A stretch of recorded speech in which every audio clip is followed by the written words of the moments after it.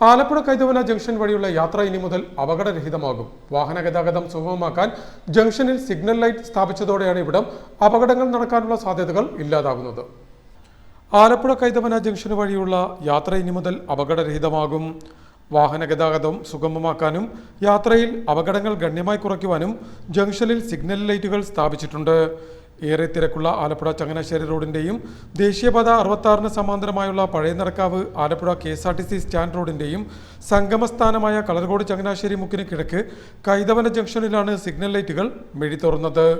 ചെറുതും വലുതുമായ അപകടങ്ങൾ നിത്യസംഭവമാവുകയും കഴിഞ്ഞ ഒരു വർഷത്തിനിടെ 2 മരണങ്ങൾ സംഭവിക്കുകയും ഇവിടെ ചെയ്തിരുന്നു.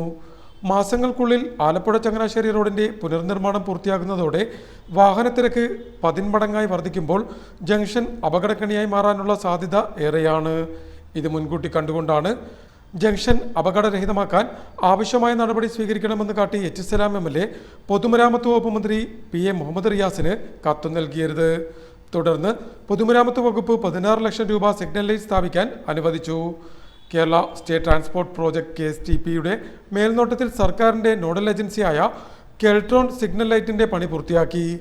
ആലപ്പുഴയിൽ നിന്ന് കൈതവന ജംഗ്ഷനിലെത്തി കിഴക്കോട്ട് ചങ്ങനാശ്ശേരിയിലേക്ക് തിരിയുന്ന റോഡിൽ 30 സെക്കൻഡും പഴയനടക്കാവ് റോഡിൽ വടക്ക് നിന്നെത്തുന്ന വാഹനങ്ങൾ ജംഗ്ഷൻ കടന്ന് നേരെ തെക്കോട്ട് സഞ്ചരിക്കാൻ 40 സെക്കൻഡും പഴയനടക്കാവിൽ നിന്ന് വടക്കോട്ടെത്തുന്ന വാഹനങ്ങൾക്ക് ജംഗ്ഷൻ മറികടക്കാൻ 20 സെക്കൻഡുമാണ് പ്രാരംഭഘട്ടത്തിൽ ചുവപ്പ് സിഗ്നൽ കാത്ത് കിടക്കേണ്ടി വരിക. വരും ദിവസങ്ങളിൽ ആവശ്യമെങ്കിൽ സമയക്രമത്തിൽ ആവശ്യമായ വ്യത്യാസം വരുത്തുമെന്നും അധികൃതർ വ്യക്തമാക്കി. Ambalappuzha MLA H. സലാം സിഗ്നൽ ലൈറ്റിന്റെ സ്വിച്ച് ഓൺ കർമ്മം നിർവഹിച്ചു. J. Vinod Kumar, OP Shaji, M. Manoj, MS Arun, Chithrakumar, G. Prasannan, വിവിധ സ്ഥാപനങ്ങളുടെ പ്രതിനിധികൾ എന്നിവർ ചടങ്ങിൽ സംബന്ധിച്ചു.